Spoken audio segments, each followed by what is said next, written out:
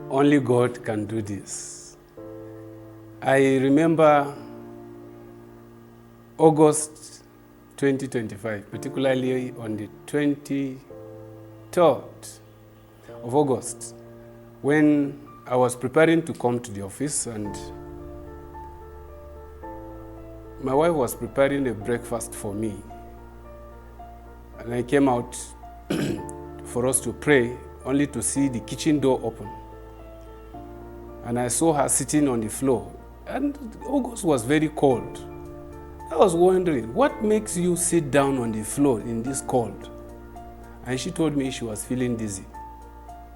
So I went in to help her, bring her out, only to discover that she can't walk. She can't stand. So I had to carry her out of the kitchen to the parlor. In that process, she fainted. I became more confused what to do. We were to pray, and she has fainted. I needed help immediately.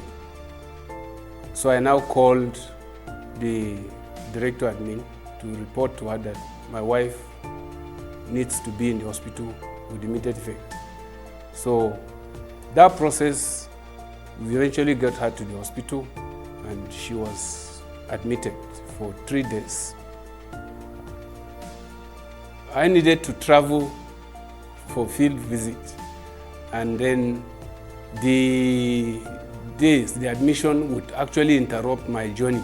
So I pleaded with the doctor to discharge her so that she can complete her medication at home.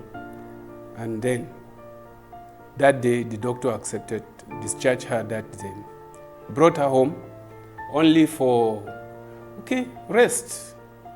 I also discovered that I needed to rest too, because for the past 2 days I've been with her in the hospital.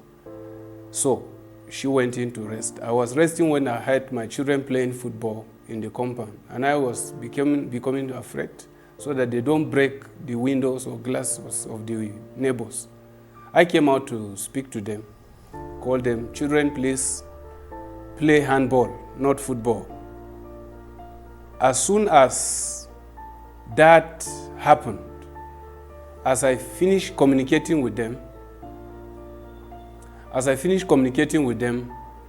I started feeling dizzy. And so I had to lean on the pillar to the veranda. After a while, I felt I was okay. Let me go in. Only for me to, as I separate my body from the pillar, I actually went backward flat on the floor, hitting my head on the wall. That was all I could remember. And my children rushed to let my wife know that this has happened. And then when I fell, I actually became unconscious. That drew the attention of my daughter to rush to me, and she saw my ear, one of my ears was bleeding, and she rushed in to the mother. Mommy, and the mother responded, if you have broken glass, let me rest. We will sort that one out later. She said, no, it's not that. It is Daddy. Daddy fell down and is bleeding. And so that falling, my own falling, became her own rising, because she needed to rest. But when she heard that I have fallen and I was bleeding, she actually raised that rising never went back. She didn't go back to lie down again. She became wealthy. I became the patient. And then she had to call the office to let them know this is the development. And the office were in confusion. What has happened? You're the one that we just returned back from the hospital. What has happened? And she said, it's my husband. He is actually unconscious. And so they had to come around, pick me to the hospital. The long story is that we went to 3 different hospitals. without being attended to. The last hospital we went to, we arrived, as I was told, we arrived around past 3 p.m. I was not attended to until 7:30 p.m. And they had to run some tests to be sure that blood running from my ears means there is a crack that allows the flow of blood from my head. They run all the tests. Tests were run actually in the hospital, 11 different tests, just to know what was wrong with me. All the tests run showed negative. There was no positive test result anywhere. But then God did it. I was there for 12 days in the hospital. But out of the 12 days, 3 days out of that, I was not myself, I was unconscious. Until I came up back to life. The stories, I think the better part of the story is better told by my wife, because she was the first person who saw all of it. But what she told me, there were times that I could even wanted to, ease myself.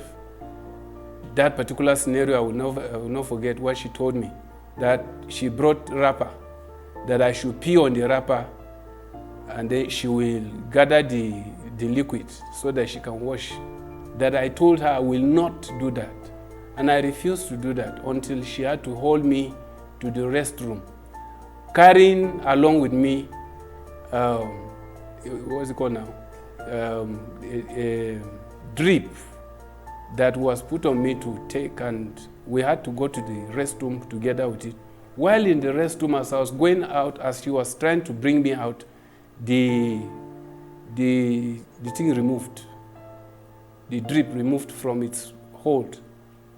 And she said I was the one who put it back. All of that, I was not unconscious. I was unconscious. So I didn't know all of that happening. Then we came back. This first time she said I spoke was when I came back to my senses. I now asked her, where are we? And she told me we're in the hospital. That I asked her, which hospital? She said we're in Jude. That I did not speak again until another 24 hours. Then I now asked her again, how did we come here? She said we were brought to the hospital.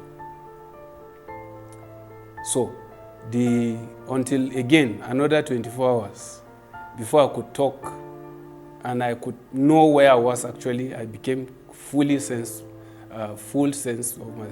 came out, and then I really thank God. This is what God can do in response to my thanksgiving.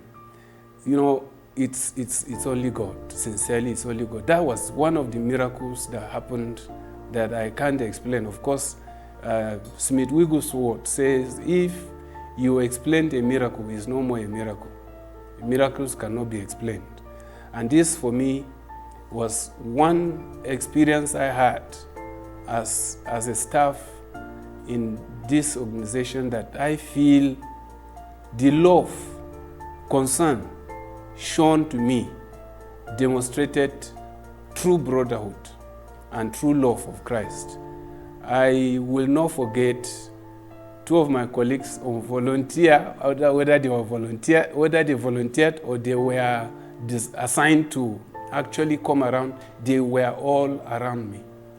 Bro Toby and Bro Noja. This, wow. What they showed me, what I saw them do, I don't think I've had that experience before. And I really thank God for the gift of brethren, for the gift of this fellowship, who showed and demonstrated commitment and care for one another. And I am very grateful to God that I have the opportunity of serving in FCS. It's a wonderful moment. It's a wonderful experience. I really thank all of you who prayed, even when you do not know who you were praying for, but God heard your prayers. I'm really grateful to God for this wonderful experience, and it's a wonderful testimony. I think I will live to remember this in life. I thank you very much. The Lord bless you. Keep praying for us as we keep doing what God has asked us to do, because it was only God who did it. Thank you very much. God bless you.